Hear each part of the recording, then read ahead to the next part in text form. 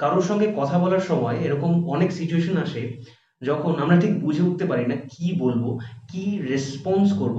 তখন আমরা আহ, উম, উম, এরকম বিভিন্ন ধরনের অদ্ভুত সব সাউন্ড করে থাকি অথবা পুরোপুরি চুপ করে যাই। ইটস অ্যান অকওয়ার্ড সাইলেন্স যেটা আমাদের কনভারসেশনকে বোরিং করে দেয়, ডাল করে দেয়, আমাদের পার্সোনালিটিকে বোরিং করে দেয়, আমাদের কনফিডেন্স লুজ করে দেয়।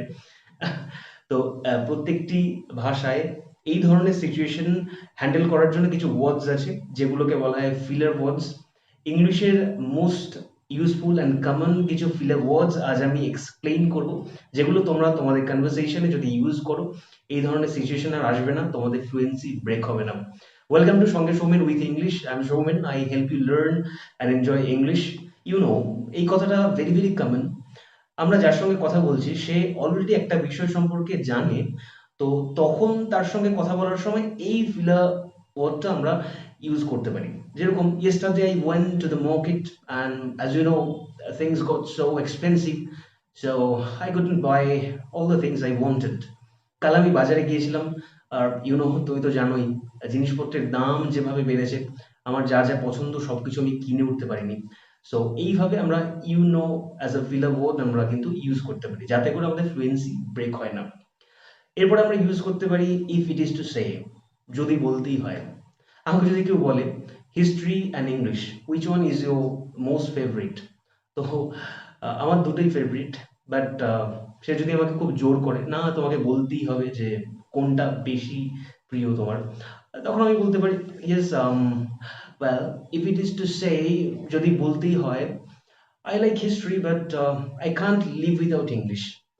আমি ইংলিশ ছাড়া বাঁচতে পারবো না। তো if it is to say, এইভাবে আমরা কিন্তু ইউজ করতে পারি। আরো একটি ফিলার হচ্ছে আই মিন বা হোয়াট আই মিন টু সে।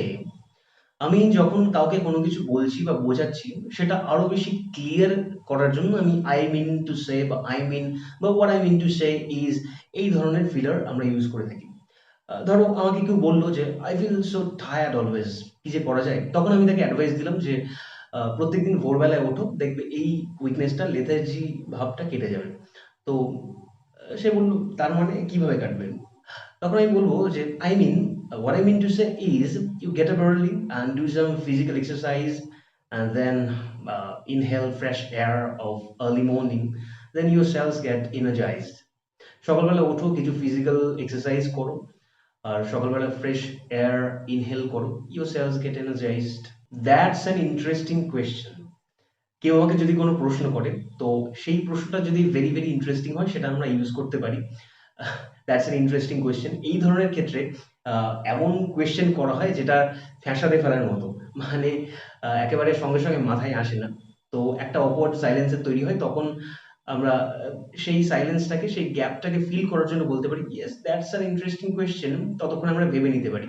তো আমাকে যদি কেউ বলে love versus money, which one you want get in life, it's really মানে ফ্যাসাদে ফেলার মতো একটা কোয়েশ্চেন, তখন আমি বলতে পারি yes, well, that's an interesting question. বা বলতে পারি that's a very difficult question.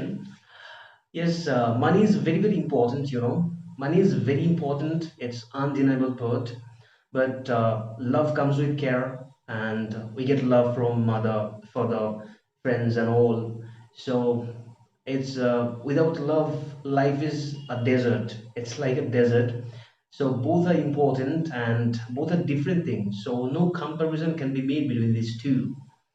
এইভাবে আমরা কিন্তু ফিল ওয়ার্ডকে ইউজ করে অকওয়ার্ড সাইলেন্সটাকে আমরা ফিল করতে পারি, ভেবে নিতে পারি যে কি বলবো।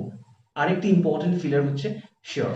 ধরো যাক তোমার বস তোমাকে বললো যে submit your project by 2:30 today and get the new project for me tomorrow.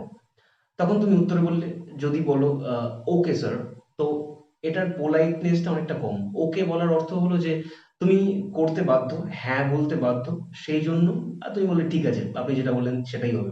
But ওকে না বলে যদি বলো যে sure, sure sir, it's a polite word, একটা পোলাইট এক্সপ্রেশন। ও যদি বলে যে আজকে দুপুর 2:30টার মধ্যে প্রজেক্টটা সাবমিট করে দেবো, শিওর স্যার। কালকে নতুন প্রজেক্ট আমার কাছ থেকে নিয়ে নিও, শিওর স্যার, ডেফিনেটলি। বেসিক্যালি এই ফিলারটার অর্থ হলো mainly it's a conclusive filler, যখন আমরা কাউকে অনেক কথা বলে ফেলেছি বাট মেইন একটা পয়েন্ট আমরা রেইজ করতে চাইছি বা মেইন একটা পয়েন্ট আমরা হাইলাইট করতে চাইছি, তখন আমরা বেসিক্যালি এই কথাটা ইউজ করি। সাপোজ আমি আমার বন্ধুকে বলছি যে আমি আগের একটা কোম্পানি ছেড়েছি, নতুন একটা কোম্পানি জয়েন করতে চলেছি। সেটার অনেক আমি ৫-৬টা কারণ বলেছি। তো মেইন পয়েন্ট আমি লাস্টে এইভাবে বলছি যে, you know, basically I want to join this company because of its work atmosphere, and the management is so much cooperative. It's a growing company, so there is a huge growth possibility in future. Management খুব ভালো, cooperative, work atmosphere ভালো। As it is a growing company, ফিউচারে খুব ভালো growth হওয়ার একটা possibility আছে। এইগুলো হচ্ছে মেইন রিজন যার জন্য এই কোম্পানিটা আমি জয়েন করতে চাইছি। আরেকটা বহুল প্রচলিত ফিলার হচ্ছে রিলি, সত্যি, তাই, এইরকম হচ্ছে এটার এক্সপ্রেশন। আমাকে কেউ এসে বললো যে জানিস my sister's marriage is been fixed, তাই, really, so great, let's celebrate it. Really এই ধরনের অর্থে আমরা ইউজ করি যে তাই, সত্যি, quite with a bit of surprise. Like এই ফিলারটার মানে হলো মতন, মতন অর্থে আমরা লাইককে ইউজ করি।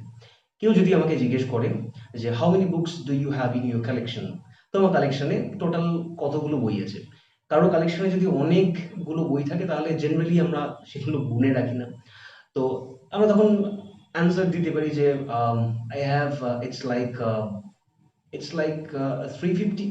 Oh, 350. It's like a giant collection. এ তো বিশাল collection. Oh no, suddenly not. না, ঠিক তা নয়। এইভাবে আমরা লাইককে ইউজ করতে পারি যখন এক্স্যাক্টলি আমরা কোনো কিছুর সংখ্যা জানি না বা কোনো কিছু এক্স্যাক্টলি কি সেটা আমরা জানি না, তো তখন লাইক অর্থে, আহ, মতন অর্থে তো আমরা সেটাকে কিন্তু ইউজ করতে পারি। How shall I put it, কিভাবে যে বলি কথাটা, how shall I put it. Put it মানে ইট বলতে এখানে কথা বোঝানো হচ্ছে, পুট মানে হচ্ছে সে, অর্থাৎ বলা বোঝানো হচ্ছে।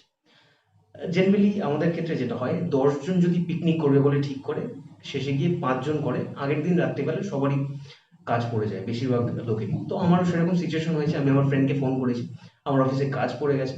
তো তাকে ফোন করেই যদি বলি যে আমি কালকে করতে পারবো না, I am not going tomorrow, তাহলে খুব রেগে যেতে পারে, বাজেভাবে রিঅ্যাক্ট করতে পারে, ফোন কেটে দিতে পারে। তো তখন অ্যাটমসফিয়ারটা ক্রিয়েট করার জন্য, সিচুয়েশনটা আগে থেকে আমার কন্ট্রোলে আনার জন্য আমি একটা দারুণ ফিলা ওয়ার্ড ইউজ করতে পারি। How shall I put it, কিভাবে যে বলি তোকে, কি হয়েছে বল, নো প্রবলেম, কালকে আমি যেতে পারছিলাম, I can go tomorrow. What, yeah, really sorry, I have an office meeting tomorrow, I have to attend, I'm sorry, really sorry.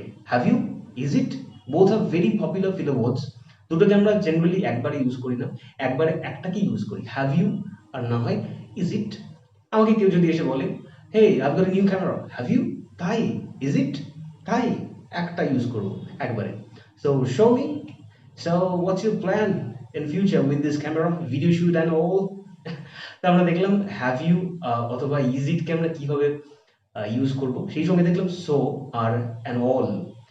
So কে আমরা এইভাবে কিন্তু সুতরাং অর্থে অ্যাজ আ ফিলার ইউজ করতে পারি। সো বা অ্যান্ড অল, যেটা কোনো অ্যান্ড অল কোনো মানে নেই, এটসেট্রা অনেকে মিনিং করতে পারে, বাট জেনারেলি আমরা বিভিন্ন কথার শেষে একটা জুড়ে দিতে পারি and all. It's kind of a filler word, it helps us keep our fluency. এটা ফ্লুয়েন্সি রাখতে আমাদেরকে এই ফিলার ওয়ার্ডসগুলো আমাদের হেল্প করে, অকওয়ার্ড সিচুয়েশন থেকে আমাদেরকে বাঁচিয়ে দেয়। আমি নেক্সট আরেকটি ভিডিওতে এরকম আরও অনেক ফিলার ওয়ার্ডস অ্যান্ড ফ্রেজেস নিয়ে আসবো। তার জন্য এই চ্যানেলটি সাবস্ক্রাইব করে রাখো, আর don't forget to like this video, share this video, and thanks for watching.